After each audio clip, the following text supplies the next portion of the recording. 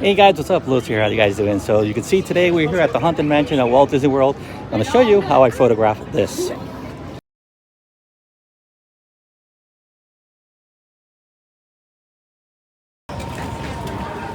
Now once you're here, take advantage that there's actually photo pass here on the left and take some cool shots, including a magic shot that look like this.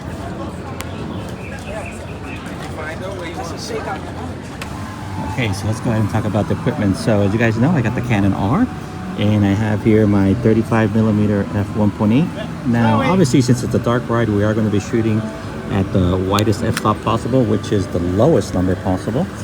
And for starters, we're going to make sure, obviously, our aperture is the widest possible, which is the 1.8. But when it comes to shutter speed, we're going to bring this down and way down. It all depends upon your comfort level.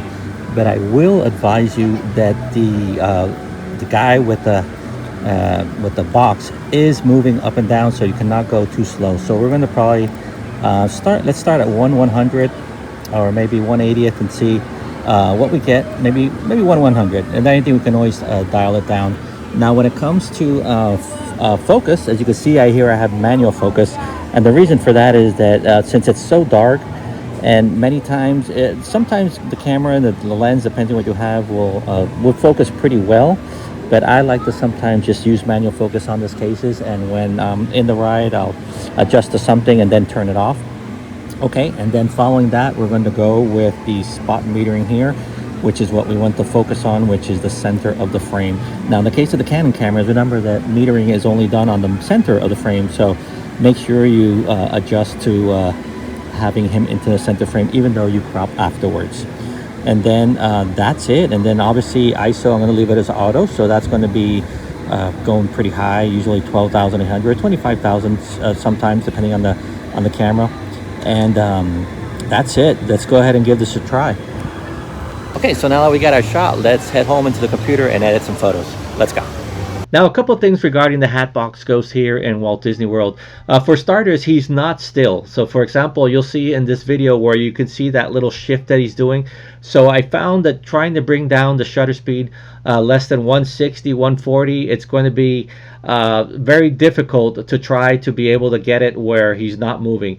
Now, I did notice that he does stop before he moves up and down. He does stop for a second on the bottom, and the same thing on the top. So that's when you want to try to get these photos, which is what I did on this case.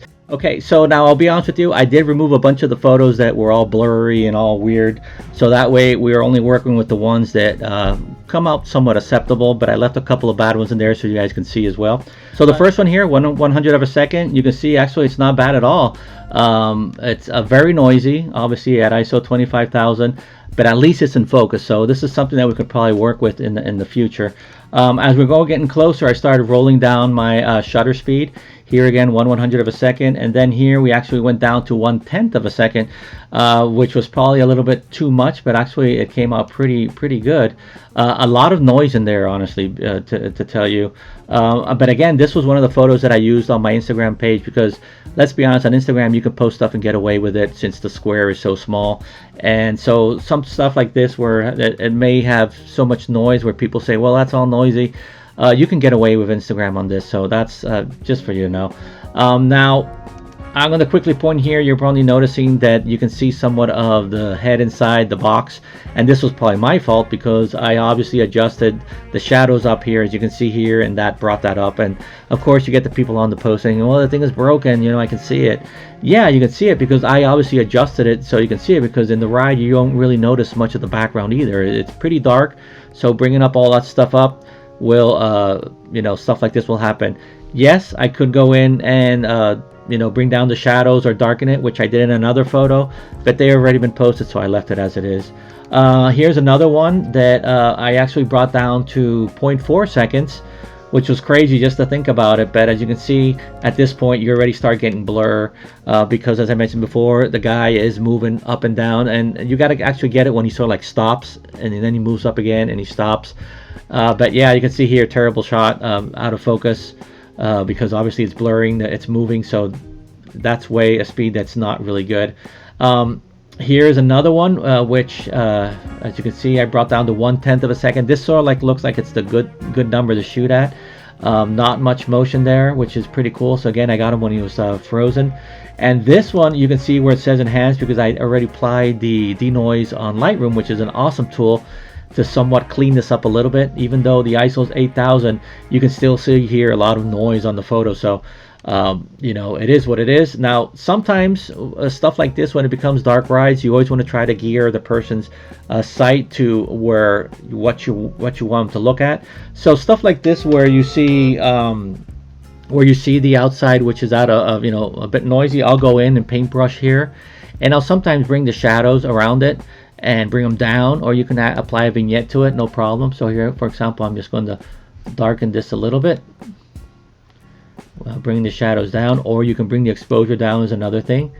And that way you'll see that the ghost is somewhat the stuff that's most brightest in the image, which is what's going to bring the attention to the eye. And there you go. Now of course you can do other stuff as well. You can even brighten the ghost itself. That's another thing if you want to do that. Let me just go ahead and show you some of the other photos. This one was 1/10 also, and there's a little red thing there. I don't know if that was my camera or if it was on the ride itself, but anyway, that's pretty easy fix to go into Photoshop and just remove it. Let's see what else we got here. Here you can see where he's doing that little bounce. If I'm going to switch here from one to another, so you got to get it when he's like right there on the top, and that's where he stops, and that's where you can get the shots. Let's see what other speeds here I got here on the photo. 110, which was another one right here. Let's see this one, which I think came out pretty good. And yeah, 1/10 again. I brought up the brightness around the shadows on the photo, which brings up all the noise, which is probably something I shouldn't be doing, but now you know what happens if you do. Here are a couple of other shots, and I think the 150th is probably the sweet spot here on this shot. So if you're the type of person who likes to lock in the speed, I would say 150 is probably the way to go. But again, I'm doing this on my camera, which is the Canon R, which is really good at high ISOs. So if your camera does not have, like, you know, good at high ISO, and you can more or less know what your camera can do and can't do. So if your camera at 6400 ISO doesn't look good, then maybe 150 is not going to be good for you. Probably try 110, 120. But again, you got to try to get it when you stop in, and it's, you know, pretty difficult since the dune buggy is also moving. Again, I did do 2 trips on this, so you know, a lot of attempts, a lot of keeping pressing there, shooting and praying, and then I go back and I remove the bad ones, and I go in and work on the ones which I think are good. So for example, this one here, which looks great, I'm going to go ahead and apply here the same thing. I'm going to bring down the shadows, I'm going to bring down the exposure, and I'm going to just paint around it to get rid of all that noise that looks just terrible. And there we go. And then what I can do after that, I can actually then go into the ghost Hatbox itself and just denoise him only, and that way it doesn't give that plasticky feel to the image because I'm only doing it to him, and it looks a little better. So let's go ahead and do that. Let's look for the denoise here. Okay, bring that up, make this smaller, and I'm just going to paint right over him, and that way bring down the noise on what is him, and maybe a little bit of the scene. Again, you don't want to do everything because you want only him to stand out, so that's what I'm doing here. And as you can see here, this is what I applied the noise to, and here's the background, which is what I applied the exposure and the shadows. And I think it looks pretty good. Let's see. If I zoom in here, look, looks pretty good. Again, the guy looks pretty good there, and you can see his teeth is missing and everything. So, and here are a couple of more shots that I tried. Here's one with the head in the box.